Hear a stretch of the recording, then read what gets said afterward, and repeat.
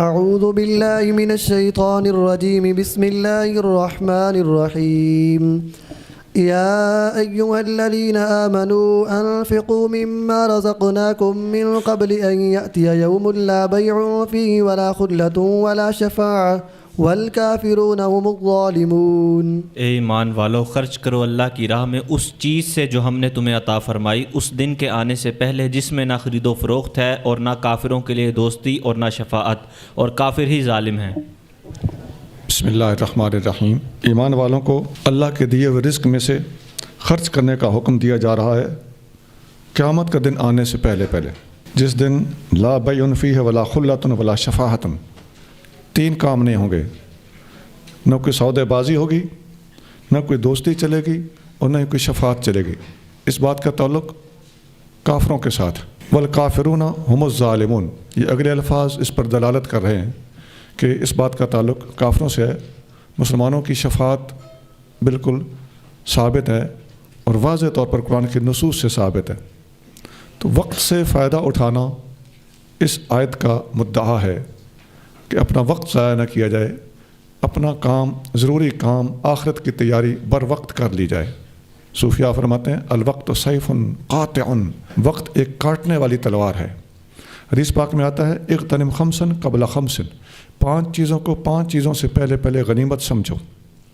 شبابک قبل حرمک، بوڑھا ہونے سے پہلے جوانی کو غنیمت سمجھو۔ مصروف ہونے سے پہلے فراغت کو غنیمت سمجھو۔ غریب ہو جانے سے پہلے آج پیسہ ہے، اس پیسے کو غنیمت سمجھو۔ اور صحت کو بیماری سے پہلے غنیمت سمجھو۔ صحتک قبل سقمک وحیاتک قبل موتک، اور اپنی زندگی کو اپنی موت سے پہلے غنیمت سمجھو۔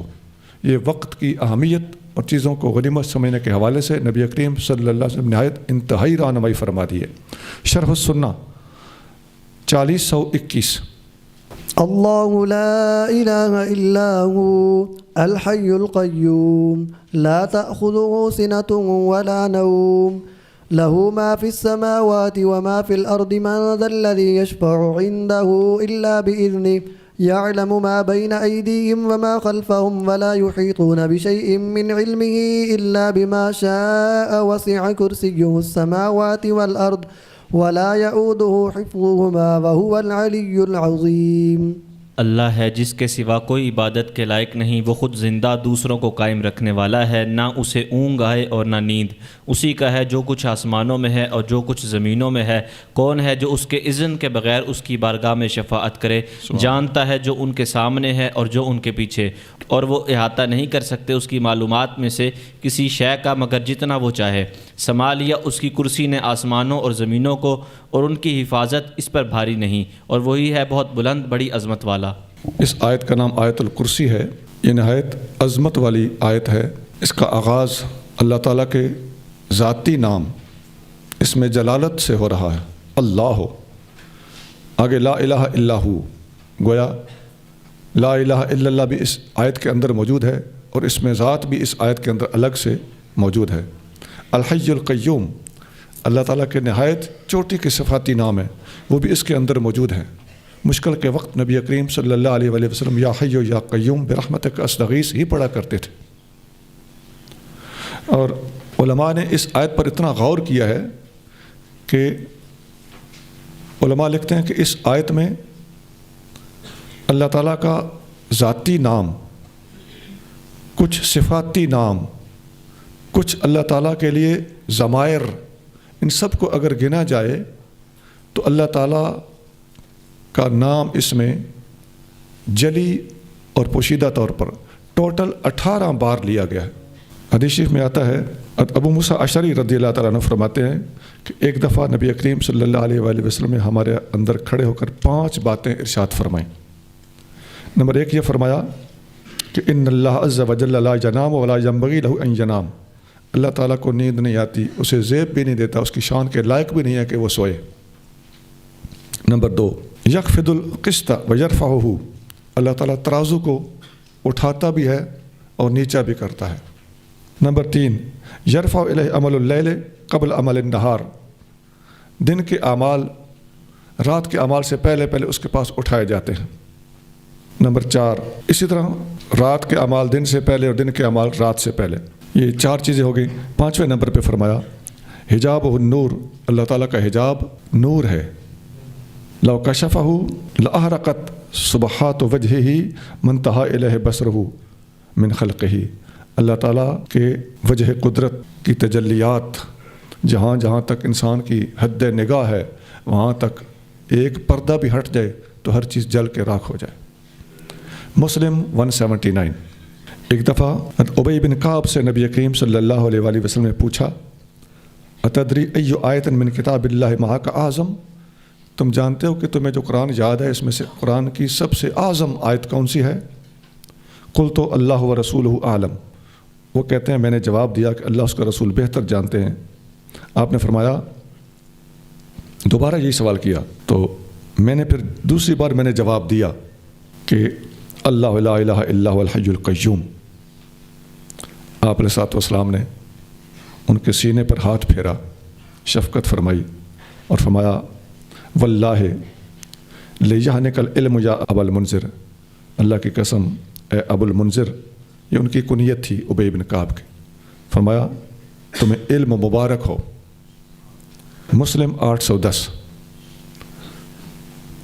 تو صحابہ کرام میں سے الگ الگ صحابی کو الگ الگ شان کے مطابق علم دیا گیا ہے، اور جس ہستی کو حضور اس کے علم کی وجہ سے مبارکباد دے رہے ہیں اس کے علم کا کیا ٹھکانہ ہو سکتا۔ حضرت ابو ہریرہ رضی اللہ تعالیٰ عنہ روایت کرتے ہیں رمضان کے فطرانے کا مال تھا، مجھے نبی کریم صلی اللہ علیہ وآلہ وسلم نے اس غلے کے اوپر نگران مقرر کیا تاکہ میں اس کی رکھوالی کروں۔ یہ بہت لمبی حدیث ہے۔ ایک بندہ آیا اور اس نے آ کے اس میں سے چوری کرنا چاہی تو میں نے اس کو ہاتھ سے پکڑ لیا اور میں نے کہا کہ میں تمہیں نبی کریم صلی اللہ علیہ وسلم کے پاس پیش کروں گا۔ تو اس نے منت سماجت کی میرے چھوٹے چھوٹے بچے ہیں مجھے معاف کر دو، مجھے جانے دو۔ میں نے اس کو جانے دیا، وہ دوسرے دن بھی آیا ایسے ہوا، تیسرے دن بھی آیا تو ایسے ہوا۔ تو میں نبی کریم صلی اللہ علیہ وسلم تیسرے دن جب میں نے اس کو پکڑا اس نے کہا کہ آج مجھے چھوڑ دو، میں آئندہ کبھی نہیں آؤں گا۔ میں تمہیں ایک نکتے کی بات بتاتا ہوں۔ وہ کیا ہے؟ کہنے لگا جب رات کو سونے لگو تو آیت الکرسی پڑھ لیا کرو، اللہ تعالیٰ کی طرف سے تیرے اوپر ایک محافظ مقرر ہو جائے گا اور اس آیت الکرسی کی برکت سے شیطان تیرے قریب نہیں آئے گا۔ وہ کہتے ہیں کہ جب میں نبی کریم صلی اللہ علیہ وسلم کے پاس حاضر ہوا، آپ علیہ الصلوۃ والسلام نے فرمایا وہ جھوٹا تھا مگر سچ بول کر گیا ہے، اور فرمایا وہ شیطان تھا جو 3 دن سے تیرے پاس آ رہا تھا، لیکن شیطان اور جھوٹا ہونے کے باوجود آج جو بات کر کے گیا ہے وہ سچی ہے۔ بخاری 2311۔ اس قسم کی باتوں سے علماء نے ایک قاعدہ بیان کیا ہے، اور اصول حدیث کے اندر بھی وہ قاعدہ استعمال ہوتا ہے کہ الکذوب قد یصدق، جھوٹا آدمی بھی کبھی کبھی سچ بولتا ہے۔ لا اکراہ فی الدین قد تبین الرشد من الغی فمن يكفر بالطاغوت ويؤمن بالله فقد استمسك بالعروة الوثقى لا انفصام لها والله سميع عليم۔ دین میں زبردستی نہیں، بے شک خوب ظاہر ہو چکی ہے ہدایت گمراہی سے، تو جو شیطان کے حکم کا انکار کرے اور اللہ پر ایمان لائے تو بے شک اس نے ایسا مضبوط دستہ تھام لیا جو کبھی ٹوٹنے والا نہیں، اور اللہ خوب سننے والا خوب جاننے والا ہے۔ جی، دین میں زبردستی نہیں ہے۔ ہاں، جہاں تک حق واضح کرنے کا تعلق ہے، حق واضح کرنا کوئی زبردستی نہیں ہوتا۔ دلائل سے بات کرنا، دلیل کے ساتھ کتاب لکھ دینا، دلیل کے ساتھ کسی کو قائل کرنا، بے شک مناظرے کی حد تک چلے جانا، یہ جائز راستے ہیں، لیکن گن پوائنٹ پہ کسی کو مسلمان کرنا منع تو اس کو کیا جا رہا ہے۔ اور فرمایا قد تبین الرشد من الغی، ہدایت واضح ہو چکی ہے اور گمراہی کو پیچھے چھوڑ چکی ہے۔ گمراہی اور ہدایت دونوں جدا طور پر واضح کر دی گئی ہیں، اور جو بھی شیطان کا انکار کرے گا اور اللہ کا اقرار کرے گا فقد استمسک بالعروۃ الوثقی، اس نے مضبوط رسی کو پکڑ لیا، لا انفصام لہا، جو کبھی نہیں ٹوٹ سکتی۔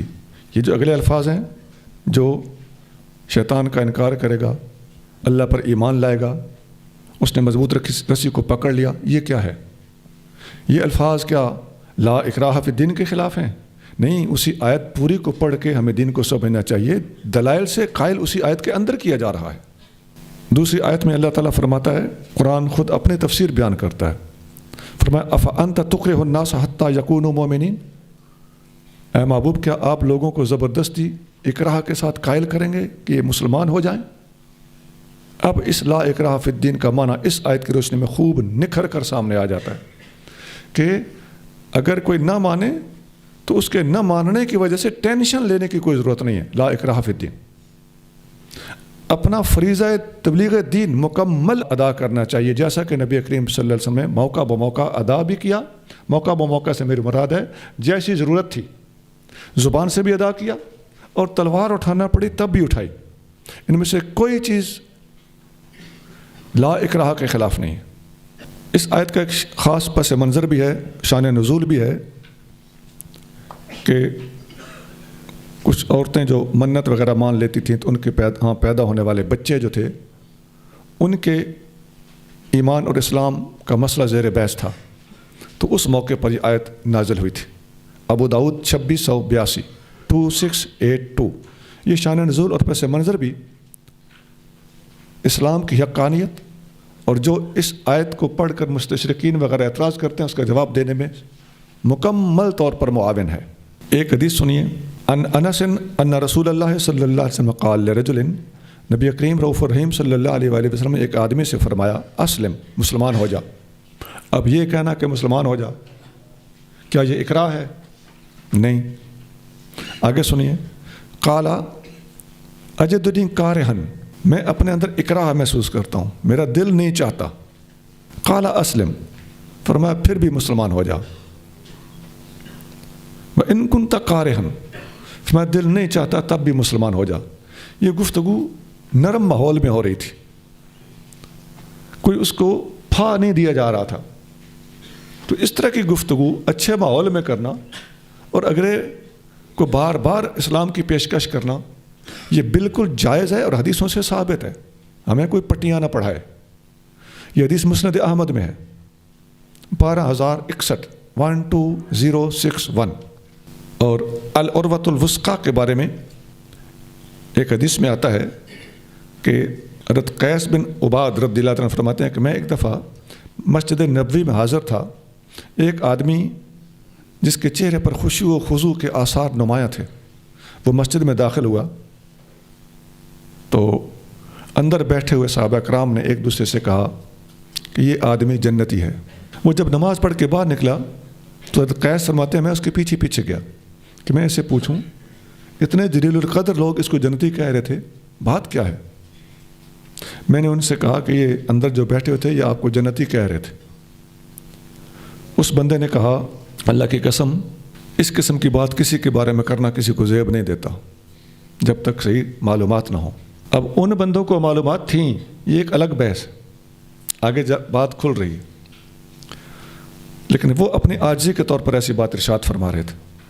فرمانے لگے اپنے طرف سے ایسی بات نہیں کرنی چاہیے. ہاں میں تمہیں ایک حدیث سناتا ہوں کہ ان لوگوں نے مجھے جنتی کہا تو کیوں کہا. فرماتے ہیں میں نے نبی کریم رؤوف الرحیم صلی اللہ علیہ وسلم کے زمانے میں ایک خواب دیکھا اور میں نے آپ کریم صلی اللہ علیہ وسلم کو وہ خواب سنایا. خواب کیا تھا؟ میں اپنے آپ کو ایک باغ میں دیکھتا ہوں جو اتنا وسیع اور اتنا سرسبز و شاداب تھا. اس کے سینٹر میں لوہے کا ایک پلر تھا جس کا نچلا حصہ زمین میں اور اوپر کا حصہ آسمان تک پہنچا ہوا تھا، اور اس کے اوپر سے ایک رسی لٹک رہی تھی. تو مجھے کہا گیا کہ اس رسی کو پکڑ کے اوپر چڑھ. میں نے کہا مجھ سے نہیں چڑھا جاتا. تو کوئی آ گیا جس نے اس کے اوپر چڑھنے میں مجھے پیچھے سے اٹھایا اور ہیلپ کی. میں ہمت کر کے اس رسی کو پکڑ کے اوپر چڑھ گیا، اینڈ پہ پہنچ گیا، ٹاپ پہ پہنچ گیا. اور فاخذت بالعروۃ، میں نے اس رسی کو پکڑا. اور فقیل لہ استمسک، ان سے کہا گیا کہ اس رسی کو مضبوط پکڑنا، چھوڑنا نہیں.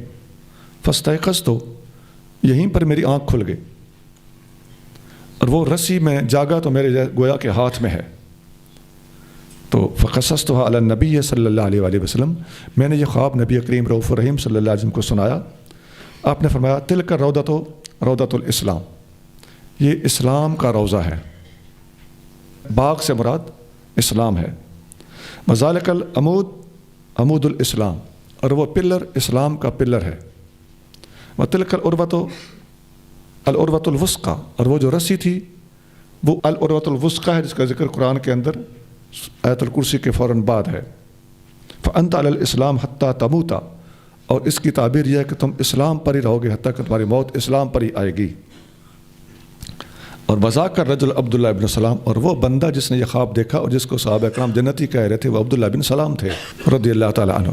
بخاری 3813 3813۔ آگے چلیے۔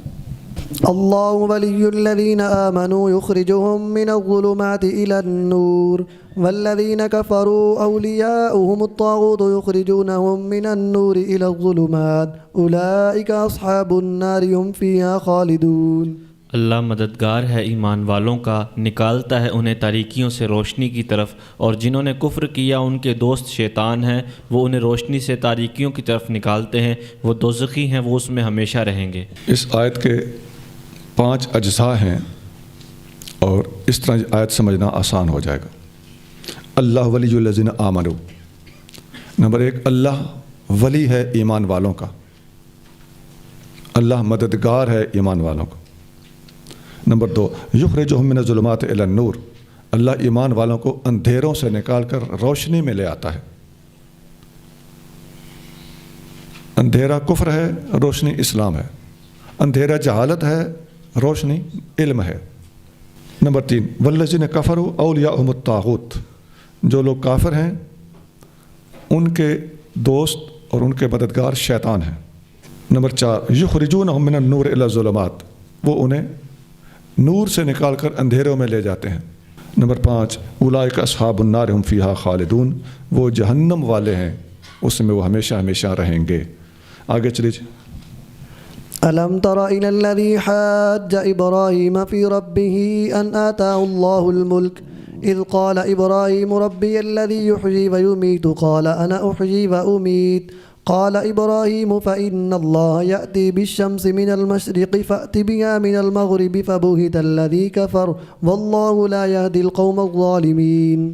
اے محبوب، کیا آپ نے اس شخص کو نہ دیکھا جس نے جھگڑا کیا ابراہیم سے ان کے رب کے بارے میں اس غرور کی بنا پر کہ اللہ نے اسے سلطنت دی؟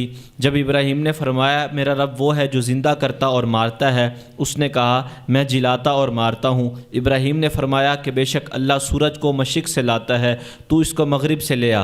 تو بدحواس ہو کر عاجز ہو گیا کافر، اور اللہ ہدایت نہیں فرماتا ظلم کرنے والے لوگوں کو۔ جس بندے نے حضرت ابراہیم علیہ السلام کے ساتھ رب تعالیٰ کے بارے میں بحث، مناظرہ، جھگڑا کیا تھا، وہ بندہ نمرود بادشاہ تھا، اور غرور کی وجہ یہ تھی کہ وہ بادشاہ تھا، اور بادشاہ کے اندر ذرا جرت ہوتی ہے، احساس برتری ہوتا ہے، اور دماغ کے اندر حکمرانی کا فتور ہوتا ہے۔ اللہ تعالیٰ فرما رہا تھا کہ اس نے اس فتور کی بنا پہ میرے پیارے خلیل کے ساتھ بحث کی۔ یہ اپنے دماغ اور فطور کے مطابق اگلے کو کچھ نہیں سمجھتے، اور اگلا ہو سکتا ہے دل ہی دل میں ان کے اوپر ہنس رہا ہو اور ان کے لیے ہدایت کی دعا کر رہا ہو۔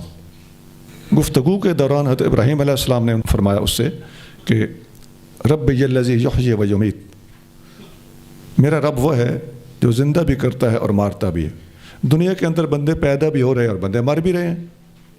آپ نے بڑی آسان گفتگو کی اور یہاں سے سٹارٹ لیا، کہنے لگا میں بھی زندہ کر سکتا ہوں اور مار سکتا ہوں۔ ایک بیچارے بے گناہ کو پکڑ کے اس نے ادھر ہی تلوار سے مروا دیا اور کسی قیدی کو لا کے چھڑوا دیا۔ اس کی تعریف اس نے کیا کی؟ کہنے لگا یہ ہوتا ہے مارنا اور جلانا۔ اب یہ نہ مارنا ہے نہ یہ جلانا ہے۔ اللہ تعالیٰ جو مارتا یا جلاتا ہے اس کو وہ سمجھا ہی نہیں۔ بھائی اس نے جو تلوار اس نے چلائی تو مارا پھر بھی اللہ نہیں تھا، اس بات کو وہ سمجھ نہیں سکا تھا۔ تو جب جاہل آدمی اگلے کے دلائل کو نہ سمجھ سکے اور وجہ استدلال کو بھی نہ سمجھ سکے تو اس وقت اللہ والوں کا طریقہ کیا ہے؟ اس آیت سے جو ثابت ہو رہا ہے وہ یہ ہے کہ اسی بات کا جواب اور جواب الجواب لیتے دیتے رہنا اور گفتگو کو طول دینا، اس کی بجائے اگر دلیل ثانی کی طرف منتقل ہو جایا جائے تو یہ مناسب طریقہ ہے اور یہ قرآنی طریقہ ہے اور یہ ابراہیمی طریقہ ہے۔ ابراہیم علیہ السلام نے دوسری بات کر دی کہ اس کی عقل اتنی ہے، آپ نے فرمایا میرا رب وہ ہے جو سورج کو مشرق سے لے آتا ہے اور تجھ میں اگر ہمت ہے تو اس کو مغرب سے طلوع کر کے دکھا۔ فبہت الذی کفر، کافر مبہوت ہو گیا، لا جواب ہو گیا۔ واللہ لا یہدی القوم الظالمین، اللہ ظالم قوموں کو ہدایت نہیں دیتا۔ آگے چلیے جی۔ أو كالذي مر على قرية وهي خاوية على عروشها قال أنى يحيي هذه الله بعد موتها فأماته الله 100 عام ثم بعثه قال كم لبثت قال لبثت يوما أو بعد يوم قال بل لبثت 100 عام فانظر إلى طعامك وشرابك لم يتسنه وانظر إلى حمارك ولنجعلك آية للناس وانظر إلى العظام كيف ننشزها ثم نكسوها لحما فلما تبين له قال أعلم أن الله على كل شيء قدير. یا اس کی طرح جو گزرا ایک بستی پر جب کہ وہ گری پڑی تھی اپنی چھتوں پر، اس نے تعجب سے کہا اللہ اس بستی والوں کو ان کے مرنے کے بعد کیسے زندہ کرے گا؟ تو اللہ نے 100 برس تک اسے مار دیا، پھر زندہ کر کے اسے اٹھایا اور فرمایا کتنی مدت تو ٹھہرا؟ اس نے کہا میں ٹھہرا ہوں پورا دن یا دن کا کچھ حصہ۔ اللہ نے فرمایا بلکہ تو ٹھہرا رہا 100 سال۔ تو اپنے کھانے اور پینے کی چیز دیکھ، وہ اب تک بدبودار نہیں ہوئی، اور دیکھ اپنے گدھے کو جس کی ہڈیاں تک سالم نہ رہیں، اور تاکہ ہم تجھے لوگوں کے لیے اپنی قدرت کا نشان بنائیں، اور ان ہڈیوں کو دیکھ ہم کس طرح انہیں ہلا کر جوڑتے ہیں، پھر انہیں گوشت پہناتے ہیں۔ پھر جب قدرت کا نشان اس کے لیے ظاہر ہو گیا تو اس نے کہا میں یقین رکھتا ہوں کہ اللہ جو چاہے اس پر قادر ہے۔ یہ آیت پچھلی آیت کے ساتھ مربوط ہے۔ پچھلی آیت میں تھا ابراہیم علیہ السلام کے ساتھ جھگڑا کرنے والے بندے کا یعنی نمرود کا تذکرہ، اس میں تھا الم تر الی الذی حاج ابراہیم فی ربہ، اور یہاں اس آیت کا مطلب یہ بنتا ہے کہ وَإِلَى الَّذِي مَرَّ عَلَىٰ قَرْيَةٍ۔ پچھلی آیت میں تھا کیا آپ نے اس بندے کا حال نہیں دیکھا، اور اس میں ہے کہ کیا آپ نے اس بندے کی طرف نہیں دیکھا جو ایک گاؤں کے پاس سے گزرا اور وہ گاؤں گرا پڑا تھا، تو اس نے اس پر حیرت کا اظہار کیا اور سوچا کہ اللہ تعالیٰ اس گاؤں کو کیسے زندہ کرے گا۔ سیدنا علی المرتضیٰ رضی اللہ تعالیٰ عنہ روایت کرتے ہیں کہ حضرت عزیر علیہ السلام تھے یہ جو اس گاؤں کے پاس سے گزرے تھے، ان کا نام حضرت عزیر علیہ السلام، اللہ کے نبی جن کو یہودیوں نے خدا کا بیٹا سمجھ لیا تھا یا بنا لیا تھا۔ اپنے شہر سے نکلے، آپ بالکل جوان تھے، اور ایک گاؤں کے پاس سے گزرے جو چھتوں کے باہر گرا پڑا تھا، تو آپ نے کہا انا یحیی ھذہ اللہ بعد موتہا، اللہ اس کو موت کے بعد کیسے زندہ کرے گا؟ یہ پورے کا پورا گاؤں یہ کیسے زندہ ہوگا؟ فاماتہ اللہ 100 عام، اللہ تعالیٰ نے انہیں 100 سال کے لیے وفات دے دی۔ ثم بعثہ، سب سے پھر ان کو زندہ کیا۔ فاول ما خلق عیناہ، سب سے پہلے اللہ تعالیٰ نے ان کی آنکھوں کو زندہ کیا، تاکہ میرے پیارے نے یہ جو سوچا ہے کہ ان چیزوں کو کیسے اللہ زندہ کرے گا، یہ اپنی آنکھوں سے اپنے وجود کو دوبارہ اٹھتا ہوا دیکھے، وہ اپنے جسم کی بدن کی طرف دیکھنے لگے کہ ان کی آنکھوں کے سامنے اپنا ان کا جسم پورا کا پورا بیدار ہوا۔ ان سے پھر پوچھا گیا کہ آپ کتنا عرصہ ٹھہرے ہو؟ انہوں نے کہا کہ میں 1 دن یا کچھ حصہ یہاں پر رہا ہوں۔ اللہ نے فرمایا کہ 100 سال گزر چکا ہے۔ پھر فأتى المدینۃ فقد ترک جارا لہ، وہ اپنے شہر گئے، ایک پڑوسی کو جس کو وہ نوجوان چھوڑ کر گئے تھے، وہ واقعی اس کی جوانی والی عمر میں 100 سال جمع کرو تو اتنا زیادہ بوڑھا ہو چکا تھا، یعنی 100 سال وہاں پر آرام فرما رہنے کا ثبوت بھی اللہ تعالیٰ نے ان کو گھر جا کر دکھا دیا کہ آپ کا پڑوسی جو مثلاً 20 سال کا تھا اب وہ 120 سال کا ہو چکا ہے۔ تو وہ شیخ کبیر، مستدرک حاکم 3167 3167۔ اس سے پتہ چلتا ہے کہ فوت ہونے کے بعد کا ٹائم بڑی جلدی گزرتا ہے، جیسے سوئے ہوئے بندے کا ٹائم جلدی گزرتا ہے، تو سویا ہوا بندہ بھی موئے ہوئے بندے کے مترادف ہوتا ہے۔ اس لیے حدیثوں میں وہ جو آتا ہے کہ سوتے وقت کی دعائیں ہیں، جاگتے وقت کی دعائیں ہیں، تو وہاں سونے جاگنے کی بجائے موت کا لفظ ہے۔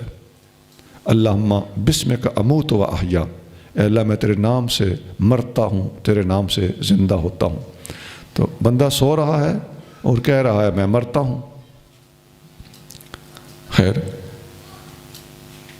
اللہ تعالیٰ نے ان کو وہ جو ان کا سوال تھا، دل کے اندر ایک خدشہ تھا، حیرت تھی، اس کو دور کیا اور ان کو ان کی آنکھوں سے مشاہدہ کرا دیا۔ اس کو عین الیقین کہتے ہیں۔ تو اللہ نے فرمایا کہ اپنے کھانے کی طرف دیکھ، اپنے مشروب کی طرف دیکھ جو ان کے ساتھ تھا، اس میں کوئی بدبو نہیں پڑی، 100 سال گزر گئے ہیں، ان میں بدبو نہیں پڑی۔ وہ گدھے پر سوار تھے، تو وہ گدھا بھی ادھر مر گیا۔ فرمایا اپنے گدھے کی طرف دیکھ، ہم اس کی ہڈیاں کیسے اکٹھی کرتے ہیں اور پھر اس کی ہڈیوں کے اوپر اس کا گوشت کیسے چڑھاتے ہیں۔ اب یہ صاف الفاظ ہیں قرآن کے، کسی تشریح کے یہ محتاج ہی نہیں رہتے۔ صاف سمجھ آ رہا ہے کہ وہ اللہ کے پیارے گدھے پر سوار تھے اور سفر پہ جا رہے تھے، ساتھ کھانا بھی باندھا ہوا تھا، پانی بھی ساتھ رکھا ہوا تھا۔ ان کو وفات دے دی گئی، وہ وفات 100 سال کی تھی، اور ان سے پوچھا گیا کتنا عرصہ رہے ہو؟ انہوں نے کہا کہ 1 آدھ دن۔ اللہ نے فرمایا 100 سال گزر چکا ہے، اپنے اس گدھے کو دیکھو ہم اسے کیسے زندہ کر رہے ہیں، اپنے اس کھانے اور پانی کو دیکھو یہ کس طرح بو سے بچا ہوا ہے۔ تو انہوں نے سارا کچھ آنکھوں سے دیکھا، تو اللہ نے فرمایا کہ یہ سارا کچھ ملاحظہ کر لو۔ تو وہ جواباً عرض کرنے لگے اعلمو، میں جان گیا، ان اللہ علی کل شیء قدیر، اللہ تعالیٰ ہر چیز پر قادر ہے۔ تو جانتے مانتے وہ پہلے بھی تھے۔ یقین کے علماء نے، بزرگوں نے 3 درجے لکھے۔ ایک ہوتا ہے علم الیقین، یقین کا علم، یہ سن کر مان لینا ہے، اسے ایمان بالغیب بھی کہہ سکتے ہیں۔ دوسرا ہوتا ہے عین الیقین، آنکھوں سے دیکھ کر مان لینا۔ تیسرا ہوتا ہے حق الیقین، یقین کی انتہا، یقین کا حق ادا ہو جانا۔ علم الیقین پہلے تھا، ایمان رکھتے تھے، اور عین الیقین گدھے اور پانی اور کھانے کو دیکھ کر ہو گیا، اور حق الیقین اپنے آپ کو دوبارہ زندہ ہوتا ہوا دیکھ کر ہو گیا۔ قرآن کی آیتوں میں صاف گدھے کا زندہ ہونا اور پانی اور کھانے کی باتیں ہو رہی ہیں، لیکن اس حدیث میں جو فالتو بات ہے وہ یہ ہے کہ پہلے آپ کی آنکھوں کو زندہ کیا گیا اور اپنی آنکھوں سے اپنے باقی وجود کو دوبارہ نشو پاتے ہوئے آپ نے دیکھا، نشو و نما پاتے ہوئے، اٹھتے ہوئے دیکھا۔ تو آپ 100 سال کے بعد بھی آپ جس صحت اور زندگی کے ساتھ واپس آئے تھے وہ عالم شباب تھا، جوانی کی جوانی، ادھر کی ادھر۔ وَإِذْ قَالَ إِبْرَاهِيمُ رَبِّ أَرِنِي كَيْفَ تُحْيِي الْمَوْتَى قَالَ أَوَلَمْ تُؤْمِنْ قَالَ بَلَى وَلَكِنْ لِيَطْمَئِنَّ قَلْبِي قال فخذ 4 من الطير فاصرهن إليك ثم اجعل على كل جبل منهن جزءا ثم ادعهن يأتينك سعيا واعلم أن الله عزيز حكيم۔ اور یاد کیجئے جب کہا ابراہیم نے اے میرے رب مجھے دکھا دے تو کس طرح مردے جلائے گا۔ اللہ نے فرمایا کہ آپ کو یقین نہیں؟ عرض کی کیوں نہیں؟ مگر اس لیے کہ میرا دل مطمئن ہو جائے۔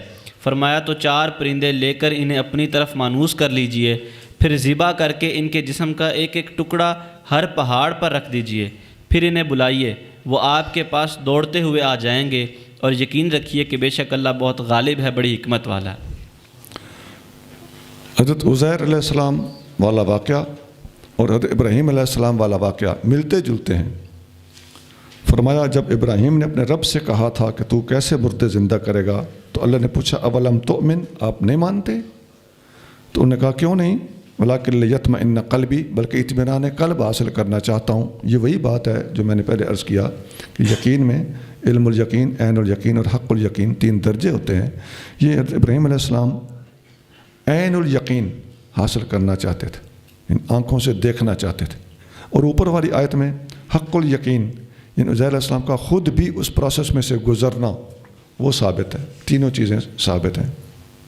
صوفیاء ایک مثال دیتے ہیں، علم الیقین یہ ہوتا ہے کہ جیسے کسی نے سنا ہوا ہو کہ آگ جلا دیتی ہے، اور عین الیقین یہ ہوتا ہے کہ کسی کے سامنے کوئی بندہ جلا ہو، اس نے کسی کو جلتے ہوئے دیکھا ہو، تو یہ عین الیقین ہے، اور بندے نے خود جل کے دیکھا ہو تو یہ حق الیقین ہے۔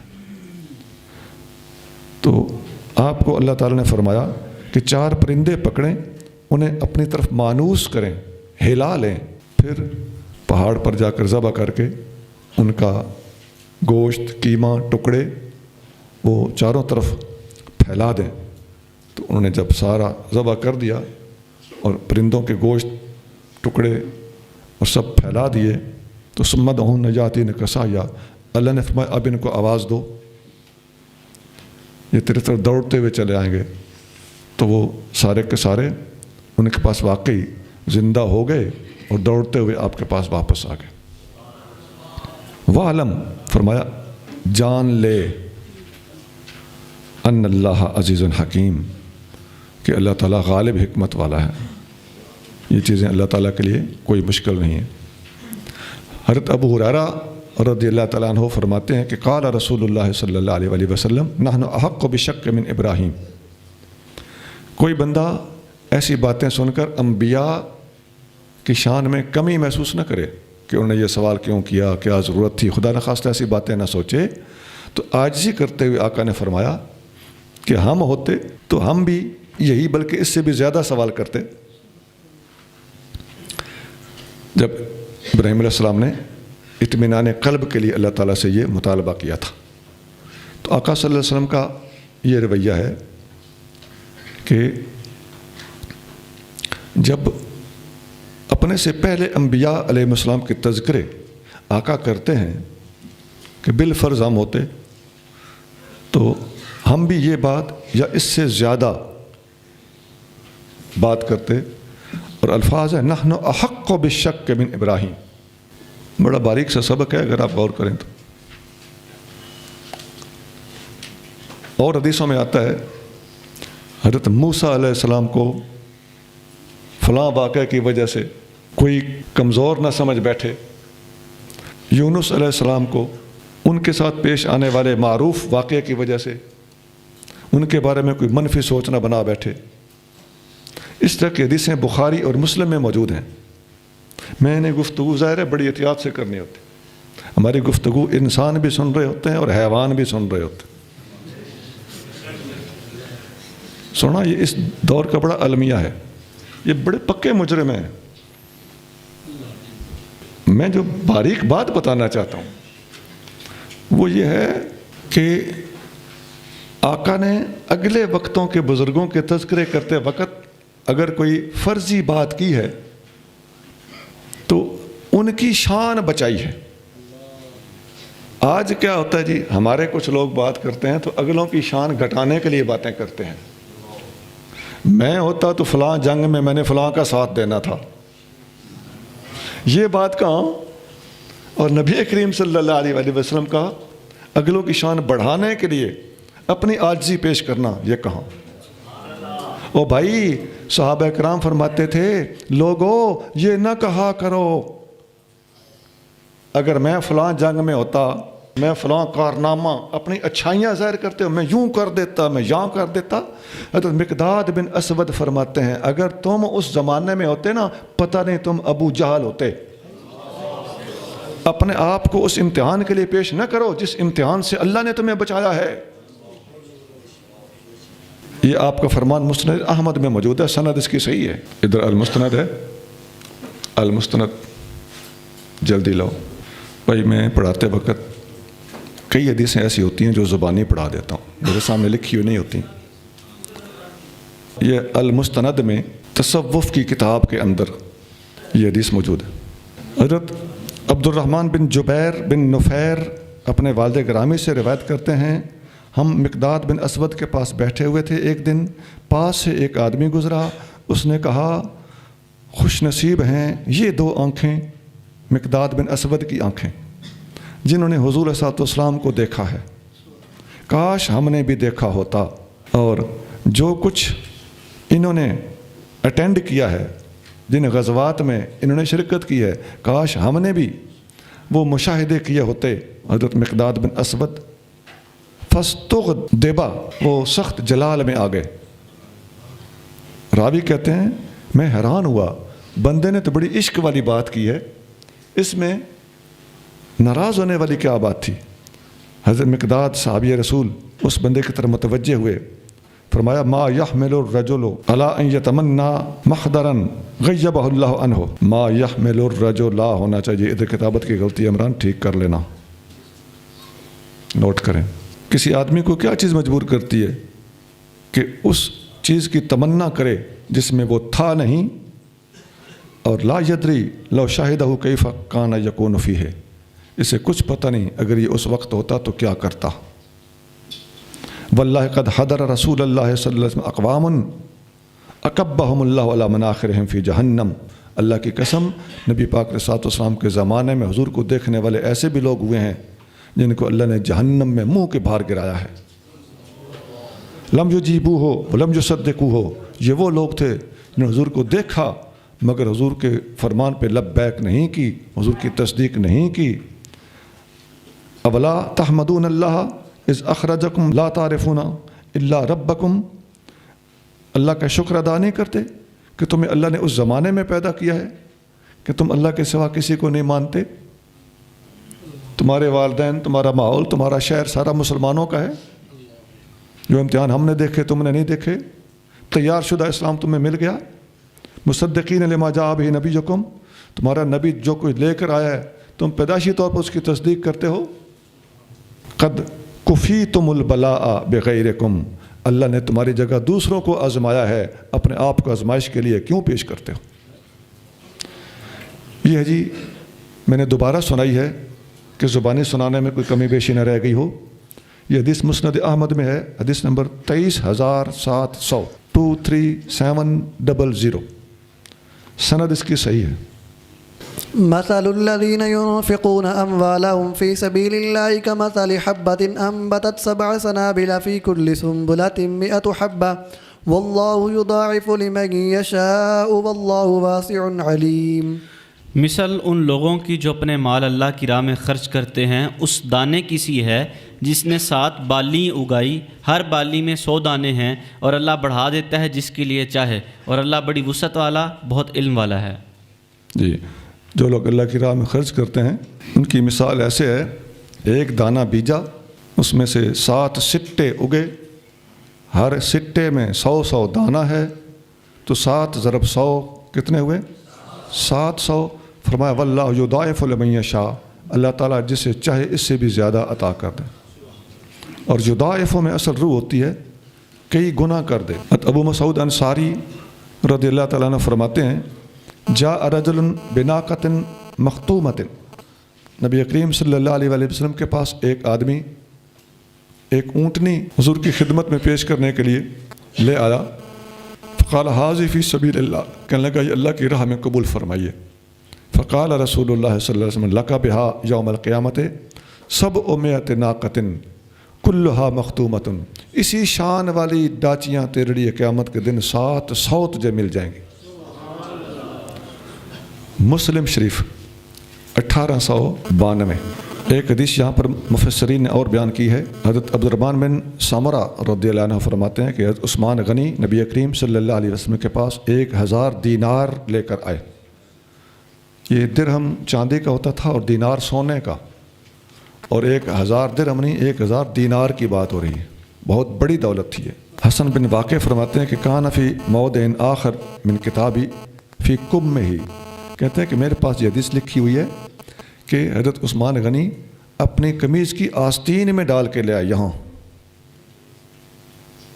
وہ لوگ اگلے زمانے میں یہ بریف کیس تو ہوتے نہیں تھے نا، تو ایسی چیزوں میں ڈالا، آگے سے اس کا منہ بند کر دیا یہاں پر، تو وہ محفوظ ہو جاتے تھے، تو ڈال کر لے آئے۔ تو حین جہز جیش الاسرۃ فنصرہ فی ہجرہ، یہ اس وقت کی بات ہے جب غزوہ تبوک کی تیاریاں ہو رہی تھیں، اسے جیش الاسرہ کہا جاتا ہے، اس لشکر کو، تنگی کا لشکر۔ یہی وہ لشکر ہے جس کے موقع پر فاروق اعظم گھر کا آدھا سامان اور صدیق اکبر گھر کا سارا سامان لے کر آ گئے تھے، اور عثمان غنی نے 1000 دینار تھا وہ پیش کیا۔ تو حضرت عبد الرحمن بن سمرہ فرماتے ہیں فرأیت النبی صلی اللہ علیہ وآلہ وسلم یقلبها فی حجرہ ویقول ما در عثمان ما عمل بعد اليوم مرتين، نبی کریم صلی اللہ علیہ وسلم کی گود مبارک میں انہوں نے وہ سارے پلٹ دیے، نبی پاک علیہ السلام انہیں اوپر نیچے کر رہے تھے، منقلب فرما رہے تھے، اور فرما رہے تھے آج کے بعد عثمان جو بھی کرتا رہے اس کا کوئی عمل اس کو نقصان نہیں دے گا۔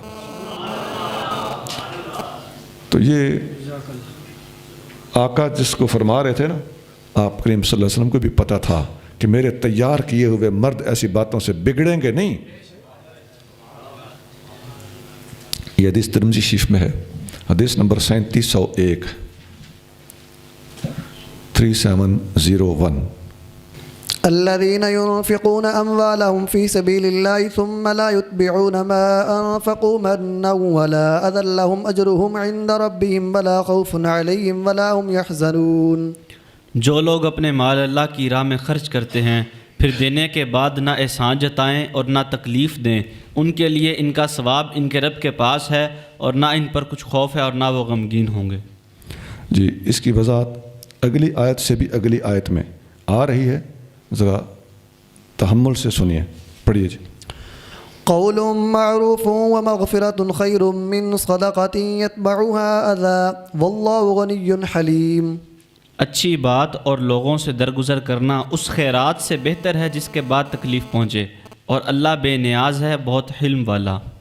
جی قول معروف یعنی اچھا جملہ بول دینا کسی کو اور معذرت کر لینا، یہ اس صدقے سے بہتر ہے جو صدقہ دے کر بعد میں احسان جتلائے جائیں. اب اگلی آیت پڑھیے. یہ جو آپ نے 2 آیتیں پڑھیں، میں نے کہا ان کے بعد والی آیت میں وضاحت آئے گی، اس کے الفاظ پہ غور کریں گے تو یہ پچھلی 2 آیتیں اس اگلی آیت کے ساتھ بہت زیادہ تعلق اور کنسرن رکھتی ہیں، اس لیے وہاں پر ہی ان کی اکٹھی تفسیر کرنا مناسب ہے. پڑھیے جی. يا أيها الذين آمنوا لا تبطلوا صدقاتكم بالمن والأذى كالذي ينفق ماله رئاء الناس ولا يؤمن بالله واليوم الآخر فمثله كمثل صفوان عليه تراب فأصابه وابل فتركه صلدا لا يقدرون على شيء مما كسبوا والله لا يهدي القوم الكافرين. اے ایمان والو، نہ ضائع کرو اپنی خیراتیں احسان جتا کر اور تکلیف پہنچا کر، اس کی طرح جو اپنا مال لوگوں کے دکھاوے کے لیے خرچ کرتا ہے اور اللہ اور قیامت کے دن پر ایمان نہیں رکھتا، تو اس کی مثال اس چکنے پتھر کی سی ہے جس پر کچھ مٹی ہو، پھر اس پر زور کی بارش ہوئی، جس نے اسے صاف پتھر کر چھوڑا. وہ اپنی کمائی سے کسی چیز پر قادر نہ ہوں گے اور اللہ کافروں کو ہدایت نہیں فرماتا. جی اے ایمان والو، اپنے صدقات کو احسان جتلا کر اور غریب کو اذیتیں دے دے کر اس کی سبکی کر کے باطل نہ کرو، اپنے صدقات ضائع نہ کرو. تو اس سے 2 آیتیں پہلے تھا الذین ينفقون اموالهم فی سبیل اللہ ثم لا یتبعون ما انفقوا منا ولا اذی، یہ اسی سے ملتی جلتی بات تھی. تو یہاں ایمان والوں کو اسپیشل خطاب کر کے نصیحت فرمائی جا رہی ہے، اور اگلے الفاظ ہیں کہ کالذی ينفق مالہ رئاء الناس، تو اس میں ریاکاری سے منع کیا جا رہا ہے. حدیثوں میں آتا ہے، محمود بن لبید رضی اللہ تعالیٰ عنہ روایت کرتے ہیں ان رسول اللہ صلی اللہ علیہ وسلم قال ان اخوف ما اخاف علیکم الشرک الاصغر، میں اپنے امت میں سب سے زیادہ ڈرتا ہوں چھپے ہوئے شرک سے. قالوا وما الشرک الاصغر یا رسول اللہ، عرض کیا گیا یا رسول اللہ شرک اصغر، چھوٹا شرک، چھپا ہوا شرک کیا ہے؟ قال الریاء، فرمایا ریاکاری. یقول اللہ عز وجل لہم یوم القیامت، اللہ تعالیٰ قیامت کے دن ان سے پوچھے گا اذا جزی الناس باعمالہم، جب اپنے اعمال کا لوگ حساب دے رہے ہوں گے اور انہیں جزا دی جا رہی ہوگی، اللہ فرمائے گا اذهبوا الی الذین کنتم تراؤون فی الدنیا، ریاکاروں سے کہا جائے گا کہ جاؤ ان لوگوں کے پاس جن کو دکھانے کے لیے تم عمل کرتے تھے. فانظروا هل تجدون عندهم جزاء، کیا جا کر ان سے کسی قسم کی جزا تم پا سکتے ہو؟ جزا میرے پاس تھی، مجھے راضی کرنے کی نیت ہونی چاہیے تھی، آج ان سے جزا پا سکتے ہو تو جاؤ پا لو. حدیث مسند احمد میں ہے، حدیث نمبر 23630. اور پچھلی آیت میں جو الفاظ تھے قول معروف، کہ مانگنے والے کو قول معروف ہی بول دیں، دے نہیں سکتے تو اس میں ایک حدیث موجود ہے، نبی کریم صلی اللہ علیہ وآلہ وسلم فرماتے ہیں الکلمۃ الطیبۃ صدقۃ، میٹھا بول بھی صدقہ ہے. حدیث بخاری شریف میں ہے 2999 2989، میٹھا بول صدقہ ہے، بخاری 2999 اور مسلم میں بھی ہے 2335۔ اب ایک حدیث میں آتا ہے، سبحان اللہ، حضرت شفیع اصبحی فرماتے ہیں کہ میں مدینہ شریف میں داخل ہوا تو میں نے دیکھا کہ ایک بندہ بیٹھا ہے اور لوگ اس کے ارد گرد جم گٹھا لگائے بیٹھے ہیں۔ میں نے پوچھا یہ کون ہیں؟ کہنے لگے حضرت ابو ہریرہ ہیں۔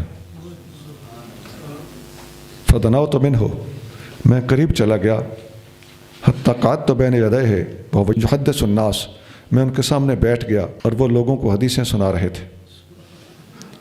فلما سکت وخلا قلت لہ، جب وہ تھوڑا چپ ہوئے اور تھوڑا وقت گزرا تو میں نے ان سے عرض کیا، اسألک بحق وبحق، میں فلاں فلاں حق کی وجہ سے آپ سے سوال کرتا ہوں، آپ مجھے بتائیے کوئی ایسی حدیث سمعتہ من رسول اللہ صلی اللہ علیہ وسلم جو آپ نے رسول اللہ صلی اللہ علیہ وسلم سے سنی ہو، عقلتہ و علمتہ، جو اچھی طرح آپ کو یاد ہو، اچھی طرح آپ کے علم میں نوٹڈ ہو۔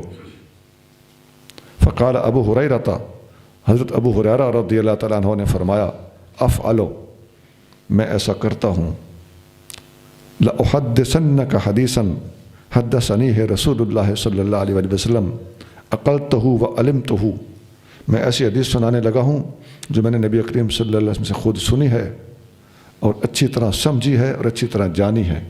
پھر ہوا کیا، حدیث شروع کرنے سے پہلے حضرت ابو ہریرہ بے ہوش ہو گئے۔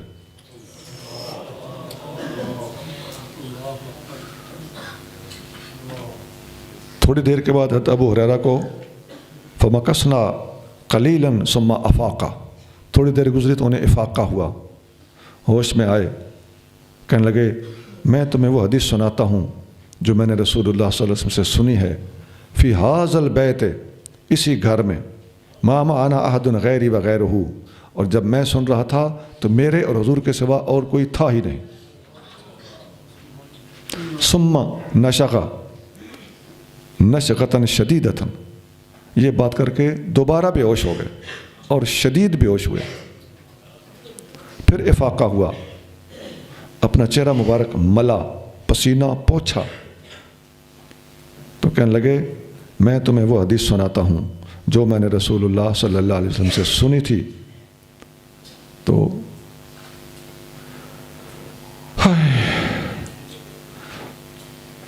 حدثنی رسول اللہ صلی اللہ علیہ وسلم، مجھے رسول اللہ صلی اللہ علیہ وسلم نے فرمایا، ان اللہ تبارک و تعالی اذا کان یوم القیامت ینظر الی العباد لیقضی بینہم، قیامت کے دن اللہ تعالیٰ بندوں کی طرف نزول اجلال فرمائے گا تاکہ ان کے درمیان فیصلے کرے، تو فاول ما یدعو بہ رجل، سب سے پہلے اس بندے کو بلایا جائے گا، جمع القرآن، جس نے قرآن جمع کیا اور قرآن پر کام کیا ہوگا، ورجل قتل فی سبیل اللہ، ایک بندے کو بلایا جائے گا جس نے اللہ کی راہ میں شہادت پائی، ورجل کثیر المال، اور وہ بندہ بلایا جائے گا جو کثیر المال تھا۔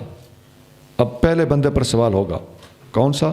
فیقول اللہ للقاری، قرآن کے قاری کو اللہ تعالیٰ پوچھے گا، جس نے قرآن یاد کیا ہوا تھا، حافظ، اس سے پوچھے گا، الم اعلمک ما انزلت علی رسولی، قال بلا، میں نے تمہیں وہ علم نہیں دیا تھا جو میرے رسول پر میں نے نازل کیا تھا؟ وہ کہے گا یا رب کیوں نہیں؟ قال فماذا علمت فیما علمت، جو علم دیا گیا تھا اس پر تو نے عمل کیا کیا؟ تو قال کنت اقوم به آناء اللیل و آناء النہار، وہ کہے گا میں دن اور رات اس کو پڑھایا۔ فیقول اللہ لہ، اللہ تعالیٰ سے فرمائے گا کذبت، تو جھوٹ بول رہا ہے، تیری نیت دین کا خدمتگار اور عالم دین کہلانے کی تھی، تو مجھے لوگ یہ کہیں ان فلانا قارئ، فلاں بڑا قاری ہے، وقد قیل، تمہاری نیت تھی کہ تمہیں لوگ قاری صاحب کہیں، تو وہ دنیا میں کہا گیا، تم نے جو چاہا وہ تمہیں مل چکا۔ پھر ایک اس دولت مند کو بلایا جائے گا تو اللہ تعالیٰ اس سے پوچھے گا میں نے تمہیں دولت دی تھی، تم نے اس کا کیا بنایا؟ کہنے لگا باری تعالیٰ میں نے اس کو تیری راہ میں خرچ کیا، میں صلہ رحمی کرتا تھا، صدقے دیتا تھا، رشتہ داروں کو پالتا رہا۔ اللہ تعالیٰ فرمائے گا تو جھوٹ بولتا ہے، تیری بھی نیت یہ تھی کہ ان یقال فلان جواد، فلاں بڑا سخی ہے، سخی کہلانے کے لیے تو یہ سارا کچھ کرتا تھا، اور تمہیں سخی کہا گیا، بات ختم ہو گئی۔ تیسرے بندے کو بلایا جائے گا جو اللہ کی راہ میں شہید ہوا تھا، اسے اللہ تعالیٰ فرمائے گا میں نے تمہیں جہاد کا حکم دیا تھا تو تم نے کیا کیا؟ وہ کہے گا میں نے جنگ لڑی حتیٰ کہ میں تیری راہ میں شہید ہوا۔ اللہ تعالیٰ فرمائے گا بل اردت ان یقال فلان جریء، تیری نیت یہ تھی کہ لوگ کہیں کہ یہ بڑا بہادر ہے، اور فقد قیل ذاک، اور وہ کہا گیا۔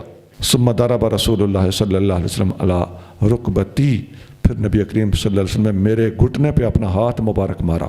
فقال یا ابا ہریرہ، آپ نے فرمایا اے ابو ہریرہ، اولئک الثلاثۃ اول خلق اللہ ہے، یہ سب سے پہلی اللہ کی مخلوق ہوں گے، تسعر بہم النار یوم القیامت، جن کے ذریعے سے آگ بھڑکائی جائے گی قیامت کے دن۔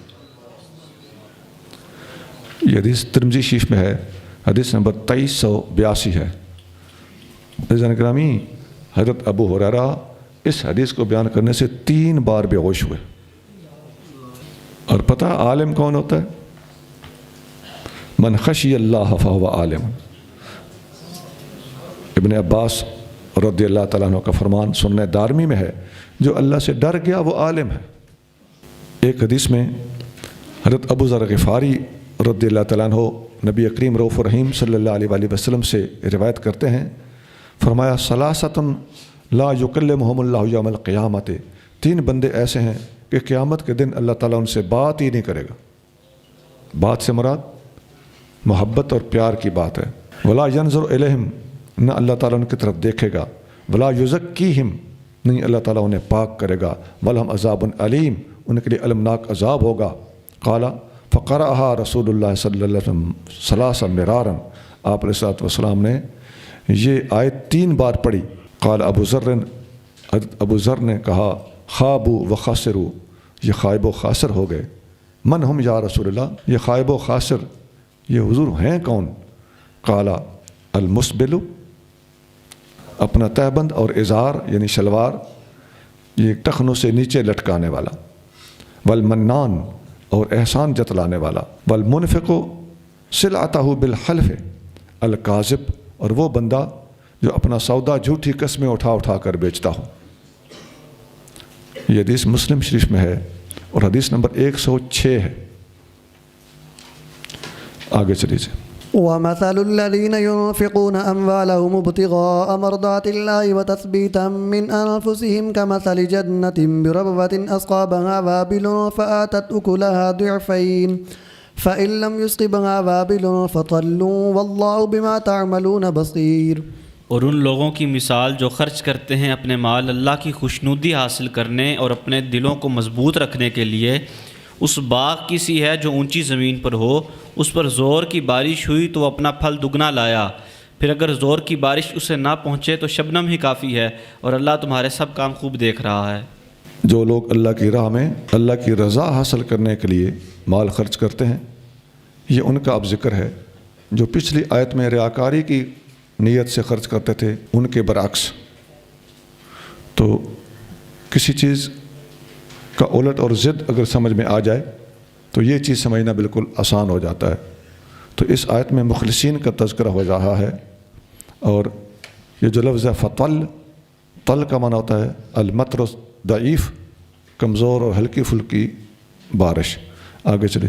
أيود أحدكم أن تكون له جنة من نخيل وأعناب تجري من تحتها الأنهار له فيها من كل الثمرات وأصابه الكبر وله ذرية ضعفاء فأصابها إعصار فيه نار فاحترقت كذلك يبين الله لكم الآيات لعلكم تتفكرون۔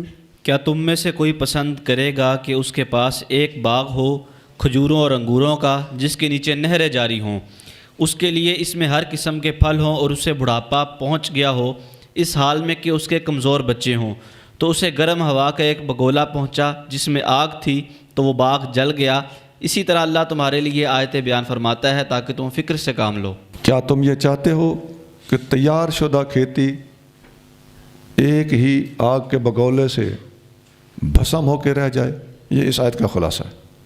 حضرت عبیداللہ بن عمیر روایت کرتے ہیں کہ ایک دفعہ حضرت عمر فاروق رضی اللہ تعالیٰ عنہ نے اپنے ساتھیوں اور شاگردوں سے اور نبی کریم صلی اللہ علیہ وسلم کے صحابہ سے فرمایا فی ما ترون ھذہ الآیۃ نزلت، بتاؤ تمہارا کیا خیال ہے یہ آیت کس بارے میں نازل ہوئی تھی؟ آپ قرآن کی تفسیر میں بہت سی حدیثیں ایسی پڑھیں گے جہاں عمر فاروق رضی اللہ تعالیٰ عنہ آپ کو باقی صحابہ کرام پر سوال کرتے ہوئے نظر آئیں گے قرآن کی آیت کے بارے میں۔ اس سے آپ کو سمجھ آ جانی چاہیے کہ فاروق اعظم رضی اللہ تعالیٰ عنہ قرآن پڑھانے کے لیے پورے صحابہ کرام پر اپنی محنت کرتے تھے۔ تو اس کی آگے جیسے جیسے پڑھتے جائیں گے مثالیں انشاءاللہ آتی جائیں گی۔ آپ نے صحابہ پر یہ سوال کیا اس آیت کے بارے میں اَیَوَدُّ أَحَدُكُمْ أَن تَكُونَ لَهُ جَنَّةٌ مِّن نَخِيلٍ وَأَعْنَابٍ، یہ آیت پڑھ کے فرمایا کہ اس کی تشریح کرو۔ قالوا اللہ عالم، اب ذرا دلچسپ بات ہے، اگلوں نے جواب دیا اللہ بہتر جانتا ہے۔ فغضب عمر، یہ بات سن کے عمر فاروق ناراض ہو گئے، غضب جلال میں آ گئے۔ فرمایا قولوا نعلم اور لا نعلم، فرمایا یہ کہو ہم جانتے ہیں یا یہ کہو ہم نہیں جانتے۔ ذرا غور کیجیے اس میں راز کیا تھا؟ اللہ عالم، یہ بات بظاہر دیکھا جائے تو غلط نہیں ہے، آپ جلال میں آ گئے۔ عام طور پر یہ باتیں نبی کریم صلی اللہ علیہ وسلم کے سامنے کی جاتی تھیں کہ اللہ عالم یا اللہ و رسولہ عالم، اللہ اس کا رسول بہتر جانتے ہیں، تو آپ اشارہ ادھر دے رہے ہیں کہ میں رسول نہیں ہوں، میرے سامنے ہاں یا نہ کرو۔ فقال ابن عباس، حضرت عبداللہ بن عباس نے عرض کیا، یہ نوجوان تھے، بچے تھے، اور فاروق اعظم کے زمانے میں 14 15 16 ابتدائی دور تھا ان کا، اور بالغ ہونے نہ ہونے اس دور میں تھے، ابھی داڑھی شریف نہیں آئی تھی۔ ابن عباس فاروق اعظم کے شاگرد ہیں، اور ابن عباس خود فرماتے ہیں کہ میرا سب سے بڑا استاد عمر فاروق ہے۔ ابن عباس کہتے ہیں کہ میرے دل میں فی نفسی منہا شیء یا امیر المومنین، اے امیر المومنین، اس کا جواب میرے دل میں آ تو رہا ہے، لیکن آپ چھوٹے تھے نا عمر میں صحابہ کی نسبت، تو ادب کی وجہ سے جھجک رہے تھے۔ یہاں بھی بہت بڑا ادب ہے، پہلے خاموش رہے، پھر جب فاروق اعظم نے ڈانٹا تو پھر آہستہ سے بولتے ہیں میرے دل میں ہے تو صحیح۔ بخاری میں ایک اور حدیث ہے، فاروق اعظم کے بیٹے ابن عمر رضی اللہ تعالیٰ عنہ موجود تھے، تمام صحابہ موجود تھے۔ نبی کریم صلی اللہ علیہ وسلم نے ایک سوال کیا، ایک درخت ایسا ہے جو مومن کی طرح ہے، وہ سردیوں میں بھی اور گرمیوں میں بھی تازہ رہتا ہے، اس کے پتے جھڑتے نہیں، سوکھتے نہیں، تو بوجھو وہ کون ہے؟ تو صحابہ کرام جنگل کے درختوں کے بارے میں اظہار خیال کرنے لگ گئے، ادھر سوچنے لگ گئے، وہ کسی کا ذہن نہیں جا رہا تھا کہ یہ تو وہ درخت ہے جو گھر گھر لگا ہوا ہے۔ تو حضرت عبداللہ بن عمر رضی اللہ تعالیٰ عنہ چھوٹے تھے، بعد میں نبی کریم صلی اللہ علیہ وسلم نے خود بتایا، کوئی بھی جواب نہ دے سکا، تو آقا نے فرمایا کہ یہ کھجور ہے۔ بعد میں عبداللہ بن عمر اپنے والد گرامی سے کہنے لگے کہ اس کا جواب میرے ذہن میں آ رہا تھا، لیکن میں اس لیے نہیں بولا کہ میں چھوٹا ہوں۔ فاروق اعظم نے فرمایا اگر تم جواب دے دیتے تو میرے لیے سرخ اونٹوں سے بھی زیادہ قیمتی ہوتا، اور میں بہت زیادہ خوش ہوتا کہ میرا بیٹا لائق ہے، اس نے یہ جواب دیا۔ یہ حدیث بھی بخاری اور مسلم میں موجود ہے، اور کئی جگہ پر بخاری مسلم میں یہ پائی جاتی ہے۔ اچھا، یہاں بھی ابن عباس رضی اللہ تعالیٰ عنہ نے کہا کہ میں جواب تو مجھے آتا ہے، اب فاروق اعظم کیا کہہ رہے ہیں؟ فقال عمر یبن اخی، اے میرے بتیجے، قل، بول، ولا تحقر نفسک، اپنے آپ کو چھوٹا نہ سمجھ۔ قال ابن عباس نے جواب دیا، ضربت مثلا لعمل، عمل کرنے کے لیے ایک مثال پیش کی گئی ہے۔ قال عمر ای عمل، فاروق اعظم نے کہا کون سا عمل؟ اب آپ سمجھ رہے ہیں کہ فاروق اعظم ٹیسٹ لے رہے تھے، کون سا عمل؟ قال ابن عباس نے فرمایا لعمل، کوئی خاص عمل ہے، وہ امیر آدمی جو عمل کرتا ہے، اللہ کی راہ میں خرچ کرتا ہے اللہ کی اطاعت کرتے ہوئے، ثم بعث اللہ علیہ الشیطان، اور پھر شیطان اس کے پاس آتا ہے اور فعمل بالمعاصی حتیٰ اغرق اعمالہ، اور وہ بندہ نیکیاں کرتے کرتے شیطان کی باتوں کا اور شیطان کی ترغیب کا شکار ہو جاتا ہے، اس کے سارے اعمال کو شیطان کی ترغیب برباد کر دیتی ہے۔ یہ اوپر جو آیت میں مثال دی گئی تھی وہ اس کی وضاحت ہے کہ ہرے بھرے باغ کو آگ کا ایک بگولا آ کے جلا کے بھسم کر دے، تو اس کی مثال اس واقعہ کے اندر موجود ہے جو فاروق اعظم اور صحابہ کرام کے درمیان اور ابن عباس کے درمیان مکالمے کی شکل میں حدیث میں موجود ہے۔ یہ حدیث بخاری شریف میں ہے، حدیث نمبر 4538 4538۔ يا أيها الذين آمنوا أنفقوا من طيبات ما كسبتم ومما أخرجنا لكم من الأرض ولا تيمموا الخبيث منه تنفقون ولستم بآخذيه إلا أن تغمضوا فيه واعلموا أن الله غني حميد۔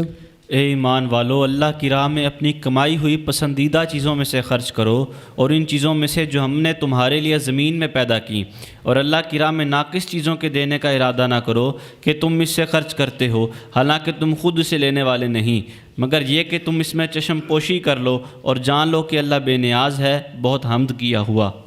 اس آیت میں 3 چیزیں قابل غور ہیں۔ نمبر 1، اے ایمان والو، اللہ کی راہ میں اپنی کمائی میں سے پاک چیزیں خرچ کرو۔ پاک چیزیں خرچ کرنے کا حکم ہے، اچھی چیزیں خرچ کرنے کا حکم ہے۔ گھٹیا اور ردی چیزیں یہ اللہ تعالیٰ کے ہاں اچھی چیز کے ہوتے ہوئے قبولیت نہیں فرماتی ہیں، یا وہ ثواب نہیں ملتا۔ اور ما کسبتم، جو تم کماؤ، اس ما کا عموم جو کچھ بھی کمایا ہو، اس سے علماء نے استدلال کیا ہے کہ بال تجارت پر زکوٰۃ لاگو ہوتی ہے۔ دوسری چیز ہے وَمِمَّا أَخْرَجْنَا لَكُم مِّنَ الْأَرْضِ، جو کچھ زمین سے تمہارے لیے نکالا جاتا ہے اس میں سے بھی اللہ کی راہ میں خرچ کرو۔ یہاں پر زمین کی ساری پیداوار، ٹوٹل پیداوار، یہاں بھی ما کا لفظ ہے۔ ما کسبتم میں بھی ما تھا، اور ما اخرجنا لکم یہاں بھی ما ہے۔ اس کا معنی ہوتا ہے جو کچھ، تو اس کا بھی عموم بتا رہا ہے کہ ساری کی ساری پیداوار کے اوپر زکوٰۃ لاگو ہوتی ہے۔ اور تیسری چیز ہے اس آیت میں کہ خبیث اور گھٹیا چیز خرچ نہ کرو، کہ کوئی تمہیں دے تو تم پسند نہیں کرتے کہ یہ مجھے ملے، تو تم اللہ کی راہ میں ویسی چیز کیوں خرچ کرتے ہو جو گھٹیا ہو۔ حدیث شریف میں ہے، حضرت سمرہ بن جندب رضی اللہ عنہ فرماتے ہیں کہ ان رسول اللہ صلی اللہ علیہ وسلم کان یأمرنا ان نخرج الصدقۃ من الذی نعد للبیع، ہمیں حضور صلی اللہ علیہ وسلم حکم دیتے تھے کہ اس مال میں سے خرچہ کرو، اللہ کی راہ میں خرچ کرو جو تم نے خرید و فروخت کے لیے رکھا ہوا ہے۔ تو مال تجارت میں سے خرچ کرنا اور خرید و فروخت کے لیے جو مال رکھا جاتا ہے، ظاہر ہے کوشش ہوتی ہے کہ اچھے پیسے ملے، اچھا مال ہو، تو مال کی نفاست بھی اشارتاً ثابت ہو رہی ہے، اور مال تجارت کے اوپر زکوٰۃ کا لاگو ہونا صراحت کے ساتھ ثابت ہو رہا ہے۔ ابو داؤد حدیث نمبر 1562۔ حضرت سالم بن عبداللہ اپنے والد عبداللہ بن عمر سے روایت کرتے ہیں، ان نبی صلی اللہ علیہ وسلم، انہوں نے فرمایا، نبی کریم صلی اللہ علیہ وسلم نے فرمایا، فیما سقط السماء والعیون او کان عصریا العشر، آسمانی پانی یا زمینی قیمتی پانی لگائی جانے والی دونوں قسم کی فصلوں پر عشر ہوتا ہے، اور سقط السماء والعیون او کان عصریا، جو آسمانی پانی ہو، چشموں کا مطلب یہ کہ مفت پانی ہو، تو پھر اس پر کتنا ہے؟ عشر، 10واں حصہ۔ وما سوکیا بالندہ نصف العشر، اور جب قیمتی پانی لگایا جائے، نون ضاد ہا، جو پانی ڈھوتے تھے نا اونٹ، ان کو نادہ کہا جاتا تھا۔ قیمتی پانی اگر لگایا جائے تو اس پانی پر نصف عشر ہے، یعنی فصل کا 20واں حصہ۔ یہ حدیث بخاری شریف میں ہے، حدیث نمبر 1483۔ حضرت انس بن مالک رضی اللہ تعالیٰ عنہ فرماتے ہیں قال رسول اللہ صلی اللہ علیہ وآلہ وسلم ما بن مسلم یغرس غرسا، جب یہ مسلمان کوئی ایک پودا لگاتا ہے، او یزرع زرعا، یا کھیتی بیجتا ہے، فیاکل منہ طیر او انسان او بہیمۃ، تو اس میں سے کوئی پرندہ کھاتا ہے یا کوئی انسان کھاتا ہے یا کوئی جانور چرتا ہے، الا کان لہ بہ صدقہ، مگر ہر چیز اس کے لیے صدقے کی طرح شمار کی جاتی ہے۔ بخاری شریف حدیث نمبر 2320۔ ابن عباس رضی اللہ تعالیٰ عنہ روایت کرتے ہیں کہ نبی کریم صلی اللہ علیہ وآلہ وسلم نے حضرت معاذ بن جبل کو یمن میں جب بھیجا تو فرمایا انک تقدم علی قوم اہل کتاب، آپ اہل کتاب کی قوم کی طرف گورنر بنا کے بھیجے جا رہے ہو، سب سے پہلے آپ نے ان کو اللہ کی عبادت کی طرف دعوت دینی ہے۔ جب وہ اللہ کو جان لیں، توحید کو سمجھ جائیں، اس پر پکے ہو جائیں، تو پھر انہیں بتانا کہ اللہ تعالیٰ نے تمہارے اوپر 5 نمازیں 24 گھنٹے میں فرض کی ہیں، اور جب وہ اس بات کو بھی قبول کر لیں تو اب انہیں بتانا کہ اللہ تعالیٰ نے تمہارے مال میں سے زکوٰۃ بھی تم پر لاگو کی ہے، اور ان سے زکوٰۃ لینا، امیروں سے لے کے غریبوں میں تقسیم کرنا۔